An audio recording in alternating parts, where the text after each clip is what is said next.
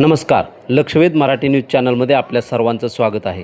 लक्षवेध Marathi news चॅनलवरील ताज्या घडामोडी पाहण्यासाठी आजच सबस्क्राईब करा आणि बेल आयकॉनवरती क्लिक करा. करमाळा तालुक्यात अवैध दारू धंद्यांवर पोलिसांची मोठी कारवाई. केम गावात 2 ठिकाणी छापे, 95,000चा मुद्देमाल जप्त. करमाळा उपविभागाच्या सहाय्यक पोलीस अधीक्षक अंजना कृष्णा यांच्या आदेशानुसार करमाळा पोलिसांनी करमाळा तालुक्यातील अवैध धंद्यांवर धडक मोहीम हाती घेतली आहे.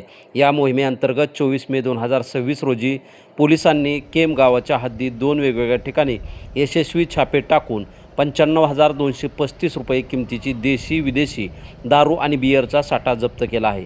या प्रकरणी 2 जणांविरुद्ध महाराष्ट्र दारूबंदी अधिनियमांतर्गत गुन्हे दाखल करण्यात आले आहे.